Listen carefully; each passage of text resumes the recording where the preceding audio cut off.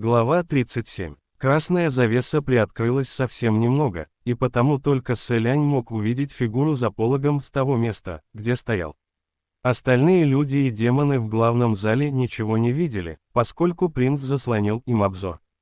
Также, разумеется, потому, что никто бы не посмел опрометчиво заглядывать куда не следует. Левый глаз пристально смотрел на Сэляня, а Сэлянь также пристально смотрел на него, захваченный этим взглядом настолько, что впал в легкое оцепенение. В представшем перед принцем облике Хуачен выглядел не просто повзрослевшим на несколько лет, но даже сделался выше ростом. Раньше Сэлянь, глядя на него, кое-как, но мог дотянуться до уровня глаз. Теперь же при взгляде на демона принцу неизбежно приходилось задирать голову. Они так и смотрели друг на друга, пока Хуачен не заговорил первым. «Хочешь сыграть на большее или на меньшее?» Его низкий голос приятно коснулся слуха, и лишь тогда Сэлянь пришел в себя. Играть на большее или на меньшее, все одно, разницы никакой, поэтому принц ответил. «На большее», Хуачен произнес. «Хорошо, вначале мой черед». Сэлянь в левой руке держал подставку для костей, дно игрального стакана, правой прижимая к ней сам стакан. Хуачен, стоя напротив него, правой рукой поддерживая левую руку принца, легко встряхнул стакан. Затем снял с подставки. На ней лежали две игральные кости, на одной выпало 6, на другой – 5. Висящий у потолка Лан Цаньцу все прекрасно видел, и когда результат оказался таким большим, он, не выдержав, округлил глаза и весьма потрясенно спросил. «Как это вышло?» Хуачен мягко ослабил руку и обратился к Сэлиню. «Вот так нужно трясти. Попробуй ты». Сэлянь потряс стакан пару раз, повторяя увиденные движения. Но Хуачен возразил. «Неправильно». Несмотря на то, что он упрекал Сэляня в неверных действиях, голос его звучал крайне терпеливо, мягко и спокойно. Сказав это, Хуачен снова поддержал руку Сэляня снизу, затем протянул левую руку и накрыл ею стакан поверх ладони принца. Затем тихо произнес: «Вот так». Таким образом, обе руки Сэляня оказались накрыты ладонями Хуачена. От прикосновения к коже веяло прохладой, словно от драгоценной яшмы. Великолепные серебряные наручи тонкой работы и вовсе отдавали льдом. Однако Хуачен действовал крайне осторожно, не позволяя металлу наручей коснуться Сэляня. Вместе с руками принца, руки Хуачена неторопливо покачивали черный стакан. Один раз, два, три. Тук-тук. Две игральные кости перекатывались внутри стакана, ударялись друг о друга и издавали отчетливый стук. Всего-то небольшое движение руками, но и оно заставило ладони Сэляня занеметь. После чего ощущение это поползло по запястьям, распространяясь все дальше. Стакан все покачивался, когда же Сэлянь невзначай поднял взгляд на Хуачена, то заметил, что тот совершенно не смотрит на стакан. Все это время Хуачен, приподняв уголки губ, неотрывно смотрел только на него. Сэлянь тоже не смог сдержать легкую улыбку. Но потом вспомнил, что вокруг еще очень много зрителей, которые отовсюду наблюдают за ними, и моментально перестал улыбаться. Затем опустил голову и старательно попытался запомнить положение рук Хуачена, с которым тот покачивал стакан. Принц спросил: «Вот так?» Улыбка в уголках губ Хуачена проявилась отчетливее.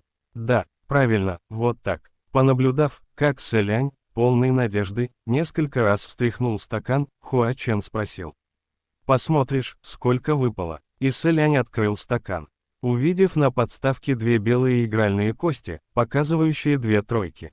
Две тройки, результат уже поразительный и небывалый. Сэлянь, чье сердце будто овеяло весенним ветерком, подумал: неужели я и впрямь выучился секретному умению? Однако, пусть даже результат превзошел все ожидания, 6 все же меньше 11.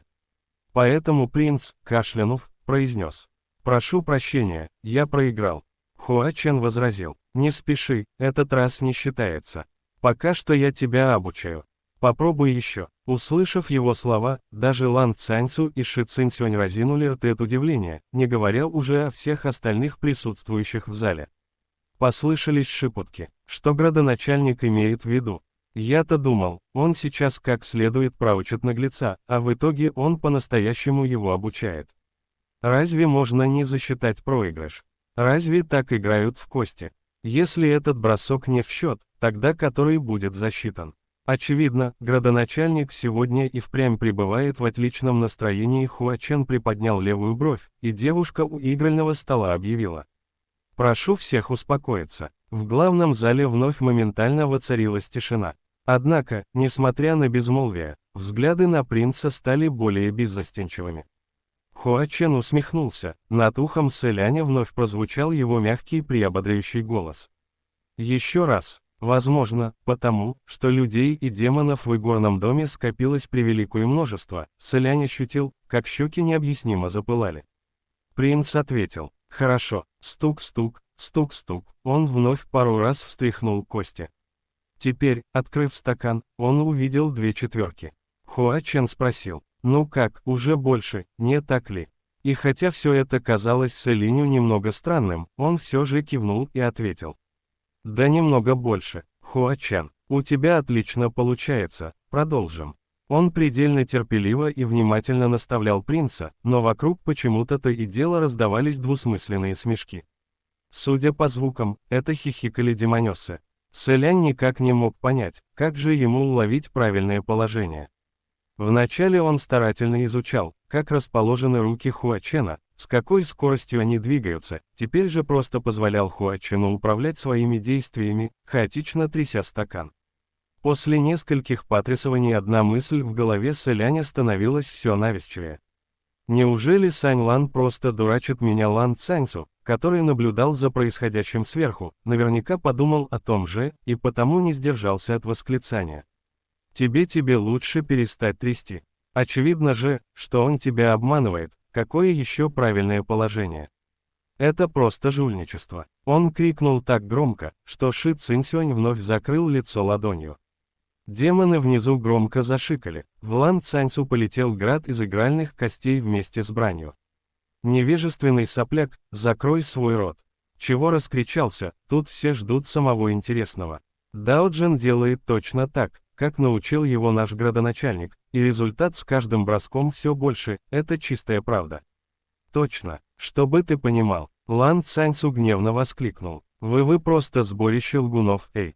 Он внезапно замолчал и залился краской. Дело в том, что несколько демонесс резко дернули его за болтающийся внизу пояс и загалдели. «Довольно шуметь, дружочек. А если будешь снова нести вздор, сестрички стянут с тебя штанишки». Лан Цаньцу никогда еще не подвергался подобным угрозам, от ярости он не мог вымолвить ни одной связной фразы, лишь повторял: «Вы, если бы толпа демонов избила его до полусмерти, он бы спокойно стерпел. Но что если они в самом деле стянут с него штаны?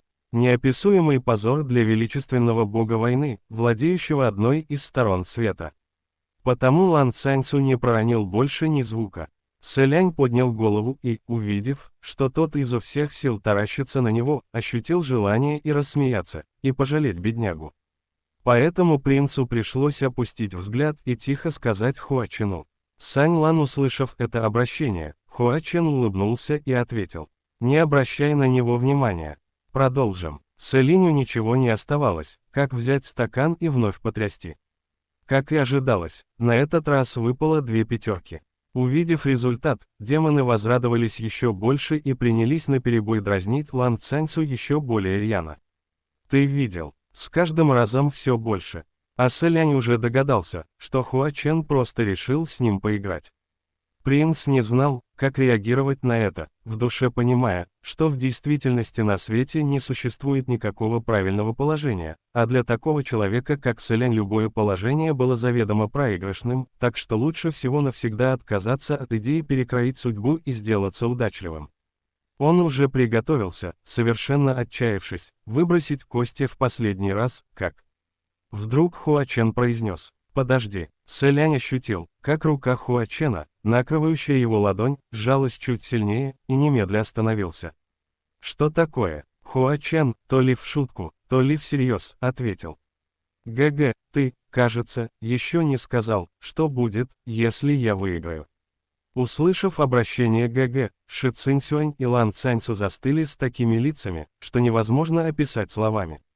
У демонов так и вовсе волосы встали дыбом, некоторые с перепугу даже уронили свои головы на пол. Честно говоря, получилось неловко.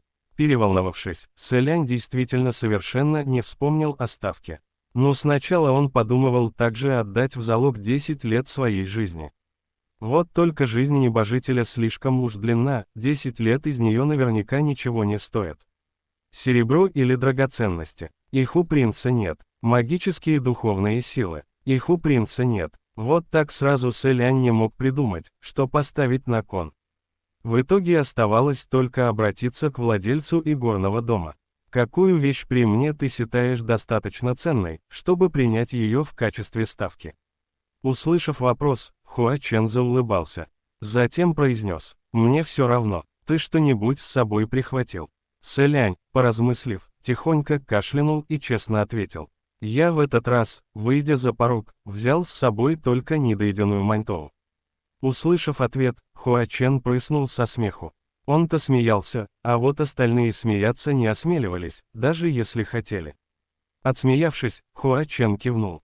«Идет. Пусть будет маньтоу». После этих слов не только толпа демонов, но и девушки, принимающие ставки за игральным столом, потрясенно застыли.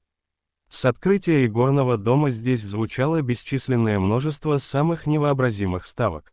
Кто ставил части тела, кто годы жизни, кто чувства, кто способности. Однако ни одна ставка не являлась столь же невероятной, как сегодняшняя недоеденная маньтоу. Даже Лан Цаньцу не смог удержаться от растерянного высказывания. Что все это значит? Ты хочешь сказать, что я стою лишь одной недоеденной маньтоу? Демоны разразились хохотом, кто-то выкрикнул: «Чем тебя маньтоу не устраивает?» Легко отделался, так попридержи язык. Сэлянь сразу узнал, что этот срывающийся голос принадлежал Ши Цинсюаню, который прятался в толпе демонов. Разрываясь между смехом и слезами, Сэлянь услышал слова Хуа Чена. «Давай, последний раз, не волнуйся». Сэлянь, я и не волновался, и они, сохраняя прежнее положение рук, прижатых друг к другу, встряхнули стакан еще несколько раз. Сэлянь на самом деле нисколько не волновался, только вот ладони, прижатые к стакану, и тыльные стороны, накрытые руками Хуа Чена, едва заметно вспотели. В конце концов, движения их замерли, и когда пришло время узнать результат, принц сделал легкий вдох, открыл стакан и увидел две игральные кости, показывающие две шестерки. Сэлянь облегченно выдохнул, в душе прекрасно понимая, что произошло, и поднял взгляд на Хуа Чена. Тот повел бровями и произнес: «О, я проиграл». Он признал поражение совершенно серьезно, однако при этом в голосе его не звучало ни намека на искренность. Демоны в зале затихли. Совсем недавно кто-то спрашивал: если этот бросок не в счет, тогда который будет засчитан? Теперь ответ стал ясен: засчитан будет лишь тот бросок, который приведет игрока к победе. Подобные уступки совершенно не укладывались в рамки разумного. Однако никто так и не посмел высказаться против. Девушка взяла из рук Сэляня черный стакан, подняла повыше и объявила: «Примите поздравления, молодой господин. В этом раунде вы одержали победу».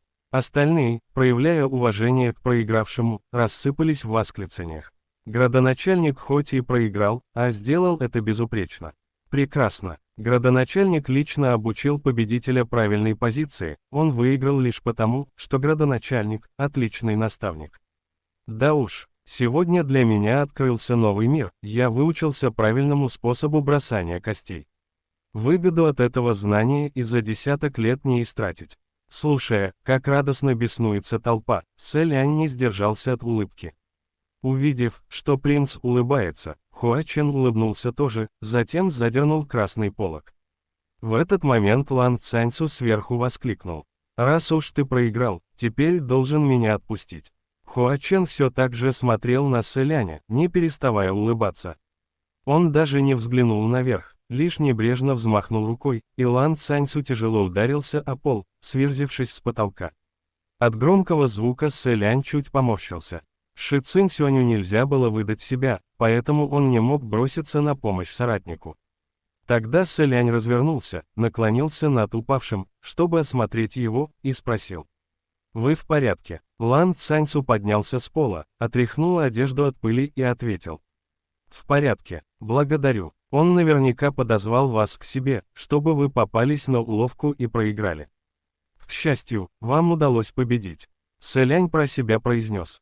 Тут вы совершенно не правы. Если бы он не поддался мне, я бы играл до скончания веков, но так бы и не отыграл вас обратно, размышляя о случившемся. Принц услышал за спиной чистый приятный звон, дзинь-дзинь, следом за которым по залу прошел тихий вздох удивления. Сэлянь обернулся и увидел, что это Хуа Чен наконец вышел из-за красного полога. Ранее, в облике юноши, Хуа Чен всегда убирал длинные волосы в небрежный пучок или хвост. Теперь же черные пряди не спадали на плечи, оттененные красными одеждами, добавляя прекрасному облику демонического очарования. С правой стороны несколько прядей сплетались в тонкую косу, украшенную красной коралловой бусиной на конце, что придавало образу легкой игривости. Наручи из серебра, цепочки на сапогах из серебра, пояс из серебра, а на поясе длинная сабля с изящным узким лезвием, изогнутым причудливой дугой, тоже из серебра. Оружие под стать владельцу, с такой же высокой и изящной фигурой. Хуа Чен будто прислонился к краю наполовину открытого полога, скрестил руки на груди и с едва видимой улыбкой произнес. «ГГ, ты одержал надо мной победу». Сэлянь, разумеется, прекрасно понимал, что же произошло на самом деле, поэтому беспомощно ответил. «Только не смейся надо мной». Хуа Чен приподнял бровь. И не думал, как можно. Тем временем демоны в зале пришли в совершеннейший восторг. Будто кипящие воды горячего источника, они стали переговариваться, сгорая от волнения. По какому поводу градоначальник решил сегодня сменить образ? Я сейчас умру. Новый облик градоначальника столь прекрасен, что я готова умереть. Какая молодость, какая энергия. Куда тебе умирать, ты давно уже мертвая, дуриха старая. По всей видимости, поскольку ранее Хуа Чен никогда не показывался на публике в истинном обличии, вместо этого непрерывно сменяя личины, даже обитатели призрачного города не могли наверняка сказать, как же он выглядел на самом деле. Поэтому все решили, что и нынешний образ – лишь фальшивка. И только один Сэлянь в душе знал наверняка, перед ним предстал собиратель цветов под кровавым дождем в своем истинном облике.